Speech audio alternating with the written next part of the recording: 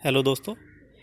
इस वीडियो में हम प्लेटो के राजनीतिक दर्शनों के बारे में चर्चा करेंगे, जिसमें पहला सिद्धांत है इनका न्याय का सिद्धांत। प्लेटो ने न्याय का सिद्धांत दिया। प्लेटो के लिए न्याय केवल नियमों के पालन तक सीमित नहीं था, क्योंकि यह मानव आत्मा की अंतः प्रकृति पर आधारित है। यह कमज़ोर के ऊपर शक्तिशाली की विजय नहीं है, क्योंकि यह तो कमज़ोर की शक्तिशाली से रक्षा करता है। प्लेटो के अनुसार एक न्यायोचित राज्य सभी की अच्छाई को की ओर ध्यान रखकर प्राप्त किया जा सकता है। एक न्यायोचित समाज में शासक, सैन्य वर्ग तथा कामगार सभी वह करते हैं जो उन्हें करना चाहिए। इस प्रकार के समाज में शासक बुद्धिमान होते हैं, सैनिक बहादुर होते हैं और उत्पादक आत्मनियंत्रण या संयम का पालन करते हैं।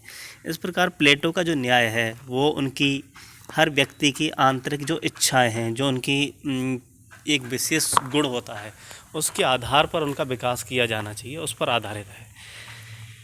न्याय प्लेटो की रिपब्लिक का मुख्य विषय है। रिपब्लिक का उपशीर्षक ही कंसर्निंग जस्टिस है, यानी कि न्याय का जो सिद्धांत है वो प्लेटो ने अपनी पुस्तक रिपब्लिक में दिया है। प्लेटो के लिए न्याय एक नैतिक अवधारणा है। बेकर इसके बारे में बेकर कहता है कि प्लेटो के लिए न्याय एकदम से ही मानव सद्गुण का एक भाग है और वह बंधन है जो मनुष्य को राज्य से जोड़ता है। यह मनुष्य को अच्छा और सामाजिक इंसान बनाता है। लगभग इसी प्रकार के विचार सेवाइन द्वारा भी व्यक्त किए गए हैं। वह कहता है कि न्याय एक बंधन है जो समाज को एक साथ बांध कर रखता है। यानी कि बेकर कहता है कि न्याय एक ऐसी चीज़ है जो राज्य और जनता को आपस में जोड़ती है, समाज को और राज्य को जोड़ती है। वहीं सेवाइन कहता है कि न्याय एक ऐसा बंधन है जो समाज को बांध के रखती है। न्याय ग्रीक भाषा में प्रयुक्त डिकायोजनी से मिलता है, जिसका अर्थ न्याय शब्द से कहीं अधिक व्यापक है। डिकायोजनी का अर्थ है न्यायोचित, नीति परायणता। इसीलिए प्लेटो की न्याय की धारणा को वैधानिक या अदालती न्याय नहीं मान सकते। यह अदालती न्याय नहीं है। जो न्यायिक प्रक्रिया अदालत में होती है उससे परे है और ना ही इसे अधिकार और दायित्वों के क्षेत्र में लिया जाता है। यह कानून की सीमा के अंदर नहीं आती है। यह वस्तुतः सामाजिक नीति शास्त्र से संबंधित है। यानी कि प्लेटो का जो न्याय का सिद्धांत है वो सामाजिक नीति शास्त्र से संबंधित है। इसका कोई अधिकार, दायित्व है या कानूनी अवधारणा से कोई संबंध नहीं है। प्लेटो की धारणा की मुख्य विशेषताओं को इस प्रकार रेखांकित किया जा सकता है। नंबर 1, न्याय नीति परायणता का ही दूसरा नाम है, यानी कि नैतिकता ही न्याय है। दूसरा है अधिकारों का आनंद उठाने से कर्तव्यों का दायित्व वहन अधिक है, यानी अधिकारों के साथ साथ कर्तव्यों की भी बात करता है यह व्यक्ति का। तीसरा है यह व्यक्ति का उसकी अपनी योग्यताओं, क्षमताओं और सामर्थ्य के अनुसार समाज को योगदान देना है, समाज में योग देना है। चौथा है यह सामाजिक नैतिकता है, समाज के प्रति व्यक्ति का दायित्व है। पांचवा यह सामाजिक ताने बाने की शक्ति है, क्योंकि इसमें समाज की सभी प्रणालियां सम्मिलित होती हैं। पहले सुकरात के माध्यम से इन विचारों को व्यक्त करने से पूर्व प्लेटो ने उस समय विद्यमान न्याय के प्रचलित सिद्धांतों का खंडन किया। उसने पिता पुत्र सिफेलस और पॉलीमार्कस के पारंपरिक नैतिकता के सिद्धांत का पर दोषारोपण किया। इस सिद्धांत के अनुसार न्याय प्रत्येक व्यक्ति को, यानी कि इससे पहले जो सेफेलस और पॉलीमार्कस के जो सिद्धांत लागू थे न्याय को लेकर के, उसकी आलोचना की प्लेटो ने और आलोचना में कहा कि इस प्रकार के अनुसार न्याय प्रत्येक व्यक्ति को उसके देना था, या दूसरे शब्दों में वह करना जो ठीक लगे, या मित्रों के लिए अच्छा करना और शत्रुओं का नुकसान करना। प्लेटो ने न्याय के पारंपरिक सिद्धांत की मान्यता को समझ लिया था, जो मनुष्य को वह करने के लिए मजबूर करती थी जिसकी उनसे अपेक्षा की जाती थी, या न्याय एकता बनाने की प्रक्रिया के रूप में। लेकिन प्लेटो ने न्याय के कुछ के लिए अच्छे और कुछ के लिए बुरे होने का समर्थन नहीं किया। उसने कहा न्याय वह है जो सबके लिए अच्छा हो, देने वाले के लिए भी और लेने वाले के लिए भी, मित्र के साथ साथ शत्रु के लिए भी अच्छा हो, वही न्याय है।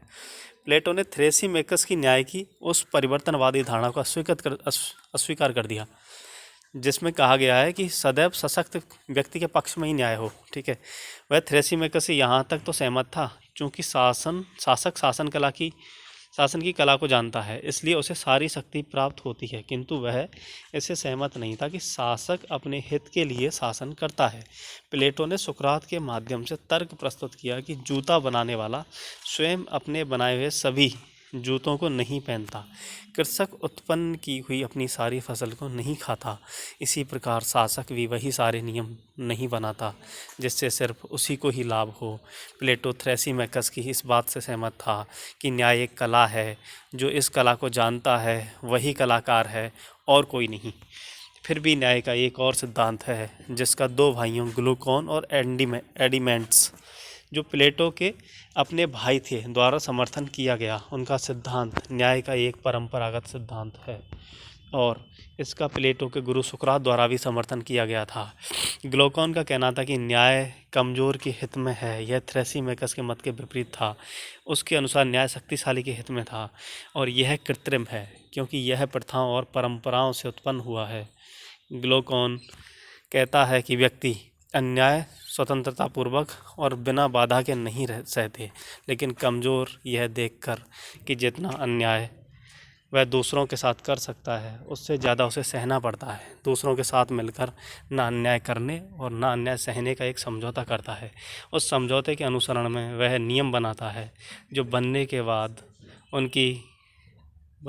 उनकी क्रियाओं के लिए मानक होते हैं और न्याय के लिए नियम संहिता। इसके कृत्रिम और परंपराओं एवं प्रथाओं से उत्पन्न होने की धारणा के विरुद्ध प्राकृतिक और सर्वव्यापी के रूप में वर्णन किया। प्लेटो का अपना सिद्धांत, जिस रूप में वह सिफेलस, पॉलीमार्कस, थ्रेसिमेकस, ग्लूकोन, एडिमेंटस तथा सुकरात जैसे पात्रों के बीच चर्चा के दौरान उभरता है, नीचे दिए अनुसार प्रतीत होता है। पहला है इसमें न्याय और कुछ नहीं, बस यह सिद्धांत है कि व्यक्ति को बस वही कार्य करना चाहिए जिसके लिए वह प्रकृति द्वारा उपयुक्त बनाया गया है। प्रत्येक व्यक्ति को अपने एवं समाज के सामान्य हित के लिए वही कार्य करना चाहिए। न्याय का अर्थ है विशेषज्ञता और उत्कृष्टता। तीसरा पॉइंट है न्याय व्यक्तियों की समाज में रहने में सहायता करता है। यह एक बंधन है जो समाज को एक साथ रखता है। यह व्यक्तियों का एवं राज्य के विभिन्न वर्गों का एक व्यवस्थित संगठन है। यह एक बंधन है जो व्यक्तियों और राज्यों को एक ही गठन में लाता है। न्याय सार्वजनिक एवं निजी सद्गुण दोनों है। इसका लक्ष्य व्यक्ति का तथा सारे समाज का लाभ करना होता है। इस प्रकार प्लेटो अपने न्याय के सिद्धांत के अंतर्गत पूरे समाज को 3 वर्गों में बांटता है, और इन वर्गों का जो वर्गीकरण है वो उन गुणों के आधार पर करता है। जैसे जिस व्यक्ति में बौद्धिकता या बुद्धि होगी या विवेक होगा, बुद्धि विवेक की प्रधानता पाई जाएगी, वह दार्शनिक या राजा बनेगा, शासक बनेगा। दूसरा, जिसमें साहस गुण की प्रधानता पाई जाएगी, वह सैनिक बनेगा। और तीसरा वर्ग बनेगा जिसके अंदर तृष्णा है, लालसा है, वह उस गुण वाला व्यक्ति उत्पादक बनेगा। तो इस तरह से प्लेटो पूरे समाज को 3 वर्गों में बांटता है और इसका वर्गीकरण वो शिक्षा के आधार पर करता है। जो व्यक्ति प्राथमिक शिक्षा ग्रहण करेंगे वो उत्पादक वर्ग के हिस्सा होंगे, जो व्यक्ति माध्यमिक शिक्षा लेंगे वो सैनिक वर्ग का हिस्सा होंगे, और जो व्यक्ति उच्च शिक्षा लेंगे वो दार्शनिक बनेंगे या राजा बनेंगे, शासक बनेंगे। इस प्रकार प्लेटो ने अपने न्याय सिद्धांत का प्रतिपादन किया। धन्यवाद।